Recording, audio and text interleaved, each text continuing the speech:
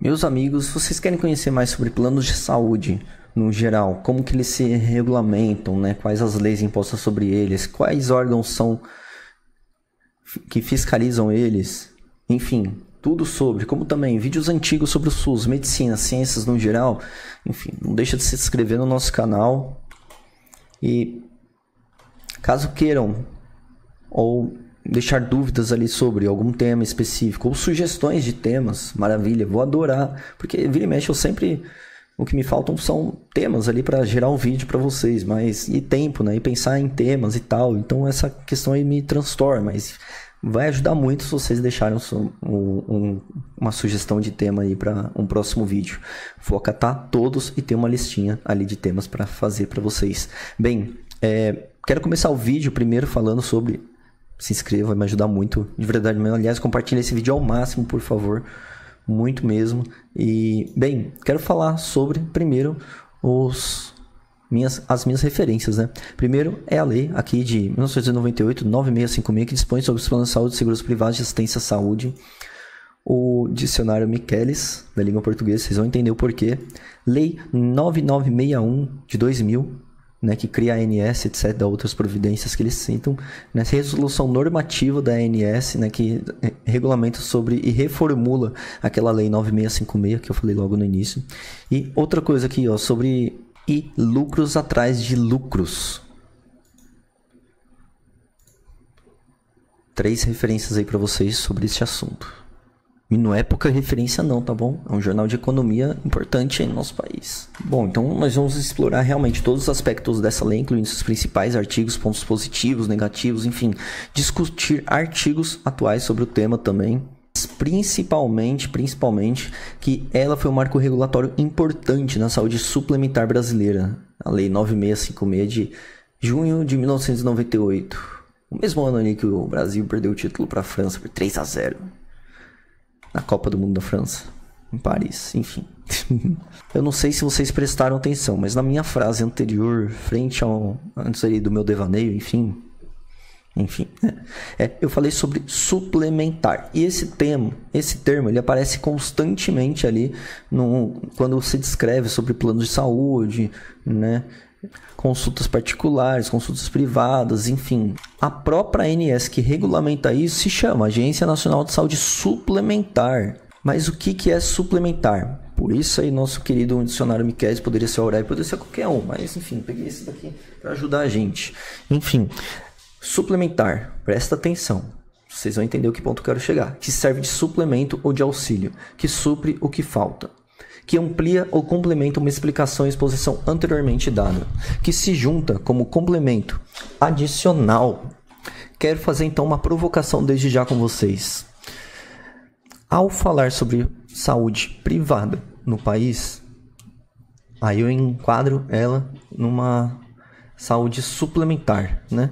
Em que supre o que falta. O que falta, né? E outra coisa, será que é um termo legal de ser usado? Porque assim, se eu falo que supre, se é o importante na saúde que supre o que falta na saúde pública brasileira, será que está se mencionando, né, realmente a saúde pública brasileira, o que supre o que falta na saúde pública brasileira, ou que se torna um suplemento adicional?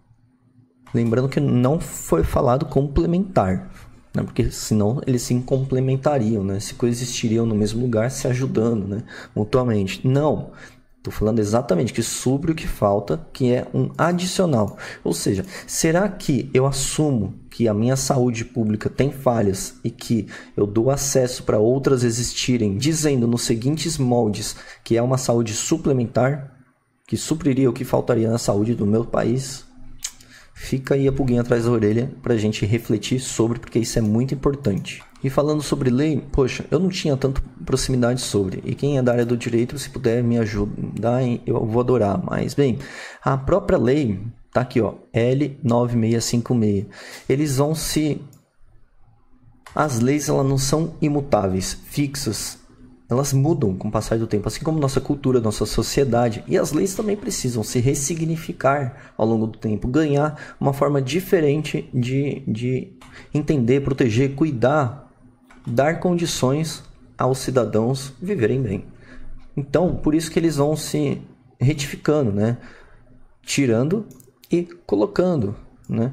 Adicionando, né? Se reiterando aqui, ó, redação pela medida provisória de 2001, ou seja, as leis elas não são fixas, imutáveis, né? Elas se mudam ao longo do tempo, elas vão se ressignificando, bem como a nossa vida, nossos modos, nossa sociedade, enfim.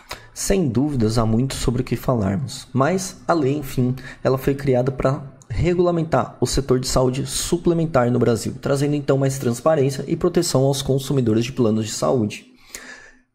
Antes da lei, enfim, né, o setor de plano de saúde ele era marcado por uma falta de regulamentação, o que resultava então em práticas abusivas e falta de cobertura adequada aos beneficiários. Será que eles estão falando de hoje em dia ou do passado? Bom, se eles falaram que antes da promulgação era assim e agora não é mais, não estou entendendo nada. Bom, enfim, presta atenção.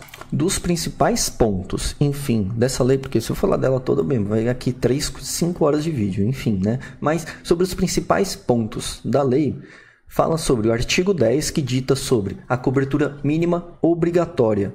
Os planos de saúde, eles são obrigados, então, a oferecer uma cobertura mínima de procedimentos, né, que inclui consultas, exames, tratamentos, internações, conforme o rol, então, de procedimentos e eventos em saúde da ANS, que o artigo se reformulou ao longo do tempo. Quando foi criado, então, a ANS, ele se reformulou a partir de então.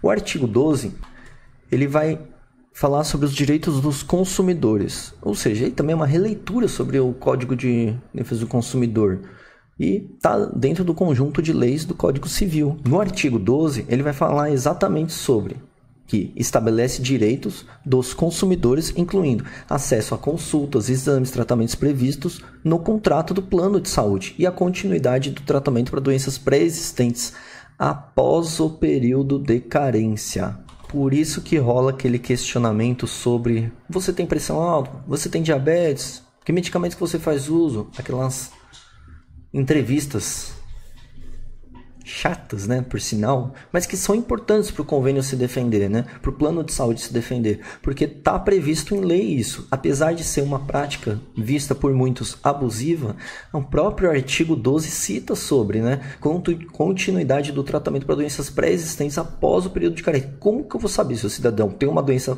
pré-existente se eu não entrevistar ele antes? A questão é entrevistar ele antes de assinar o contrato. Sobre esse ponto, cabe até um vídeo sobre, mas vamos continuar, senão a gente vai se perder ao longo do caminho. Até do porquê quantos pedidos de convênio estão sendo negados para pacientes com autismo, exatamente porque o autismo é custoso, oneroso, é caro para o plano de saúde, enfim, que tem que dispor de consultas em saúde mental, terapia, psiquiatria, né? Enfim, inúmeros fonoaudiologia, enfim, inúmeros nutrição, enfim, inúmeros procedimentos para esse paciente. Então, assim, ele já começa gastando o plano de saúde, se você for ver. O artigo, então, 35C, ele vai falar sobre a regulamentação pela ANS. Ele vai autorizar a ANS a regular, normatizar, controlar e fiscalizar as atividades relacionadas à saúde suplementar, incluindo a definição do rol de procedimentos de cobertura obrigatória. Quais são, Guilherme, a cobertura mínima obrigatória? É o artigo 10, gente, o 10. Vai estar ali na descrição o link da lei, mas enfim. Consultas, exames, tratamentos, internações conforme o rol de procedimentos e eventos em saúde da ANS. Não é conforme o que eu acho, o que eu penso, o que o outro pensa, o que o outro acha, e sim conforme o rol de procedimentos e eventos em saúde da ANS. Artigo 35A fala sobre a portabilidade de carência, que introduz então a portabilidade de carências, permitindo que o beneficiário migre de um plano de saúde para outro, sem cumprir novos períodos de carência, desde que atenda aos critérios estabelecidos pela ANS. Ora, pois, não é o que a gente está vendo hoje em dia, não é verdade? Mas, bom, se existe, exatamente para isso que serve o artigo 35A, para defender o usuário e criar uma ponte entre o usuário e o seu tratamento em saúde, para ele não ficar perdido. E para a gente entender o que está acontecendo, é obrigatória a cobertura do atendimento nos casos, artigo 35C, ó, de emergência, tenda-se como emergência, como definidos que implicarem risco imediato à vida ou lesões irreparáveis ao paciente, caracterizado em declaração do médico assistente. de urgência, bem como entendidos resultantes de acidentes pessoais e complicações no processo gestacional, nos casos de planejamento familiar. E para não se perder, se embananar e para complicar mais a nossa vida, parágrafo único, a ANS fará publicar normas regulamentares para o disposto neste artigo, observados os termos da adaptação previstos no artigo 35. Descritos na medida provisória, uma das normas regulamentadoras dita exatamente sobre isso. Entenderam? Não é tão simples assim. Por isso que a gente precisa realmente sempre tirar dúvidas com o nosso médico assistente. Como também, médico assistente que eu digo, seu médico, seu próprio médico, como também um advogado que entenda sobre leis em saúde. De modo que as leis são públicas, poxa, todo mundo pode ver. A questão é como que eu vou interpretar isso, né? E a minha criticidade sobre a minha interpretação.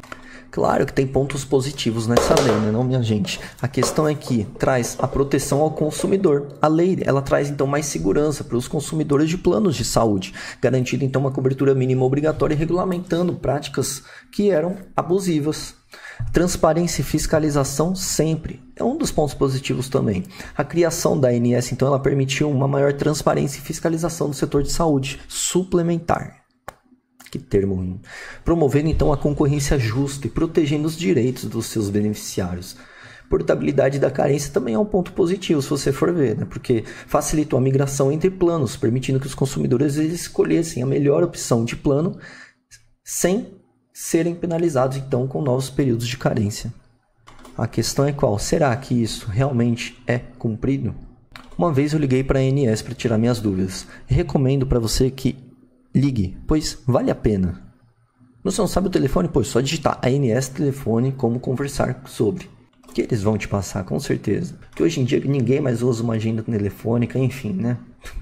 Com certeza tem planos negativos. Dos positivos foram alguns deles, né? Dos negativos, bem, reajuste de preço sempre pesa na mão do nosso consumidor. Os reajustes anuais dos planos de saúde, especialmente para idosos, ainda são um ponto de controvérsia. Muitas vezes os aumentos eles são considerados abusivos, dificultam a manutenção do plano, são acima da inflação, se tornando então muitas vezes bem mais além do que uma simples aposentadoria. Com certeza tem coberturas insuficientes, mas apesar das melhorias, alguns consumidores ainda enfrentam dificuldades para obter cobertura completa para tratamentos específicos, especialmente aqueles de alto custo.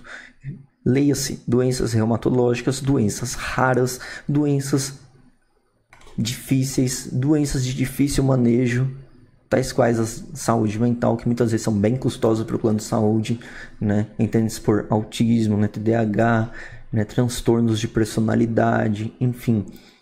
Vocês já tentaram marcar psicólogo no SUS? Já tentaram marcar psicólogo no convênio? No SUS, poxa, quando consegue vaga, é uma consulta por mês. E olhe lá, quando o psicólogo não falta, quando ocorre uma questão, quando dá no feriado, ser exatamente no dia que seria a tua consulta e é só no outro mês a tua consulta com o psicólogo. É restrito a todos, não tem psicólogo para todo mundo, é irreal. Né? Existe o que está escrito e existe o que é a realidade. Não tem psicólogo para todo mundo. O tempo de consulta é irreal também para uma terapia decente e eficaz.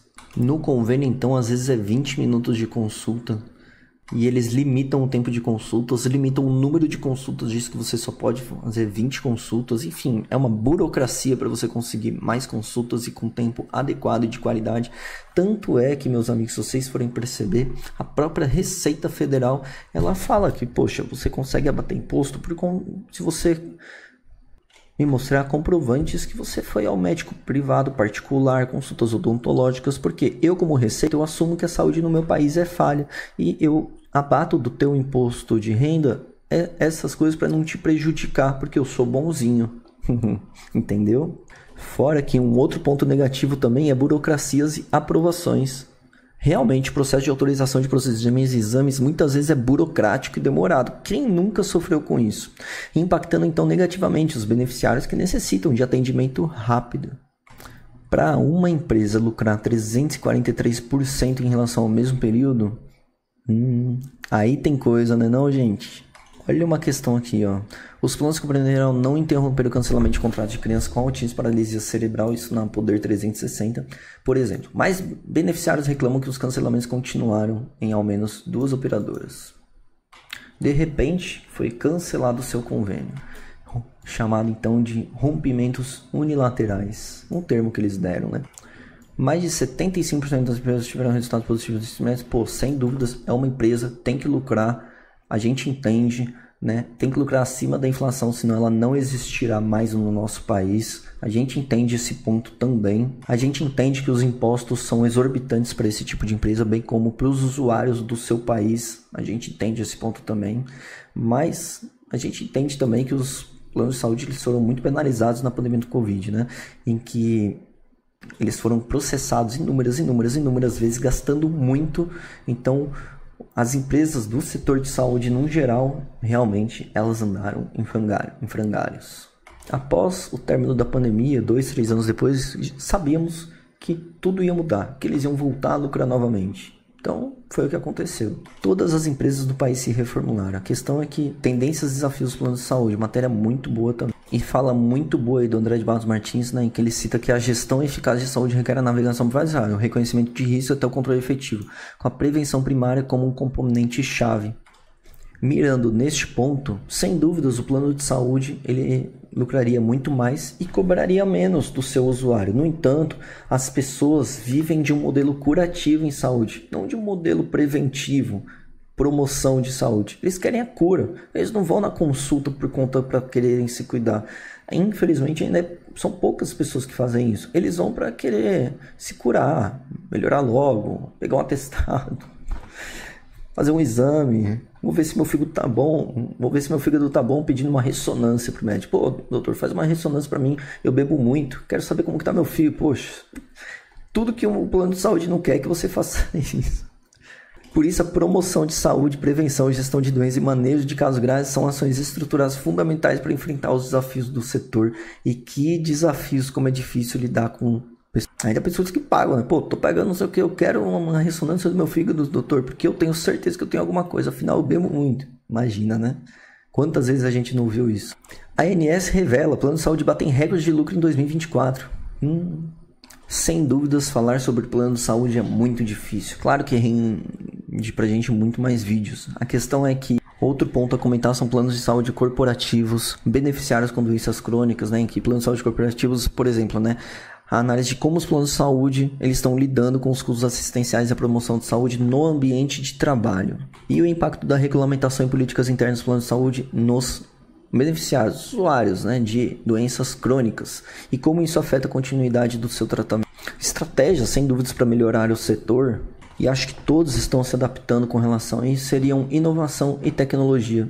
Em que investimentos em telemedicina e inteligência artificial para otimizar realmente o atendimento e reduzir custos operacionais no geral.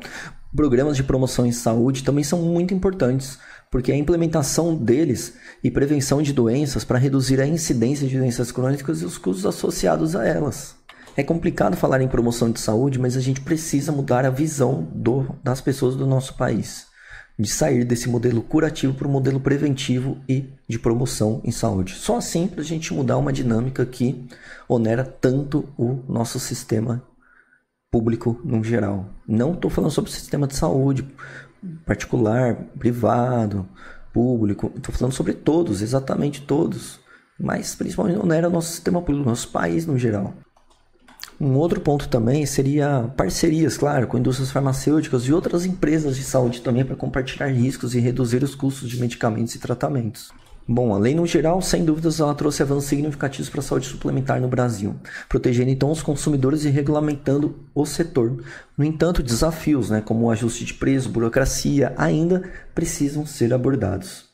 Bom, no mais é isso, obrigado por ter assistido. Se você gostou do vídeo, não se esqueça de curtir, compartilhar, se inscrever no canal. Deixe suas dúvidas, comentários abaixo, sugestões de tema, enfim, até a próxima e um grande abraço.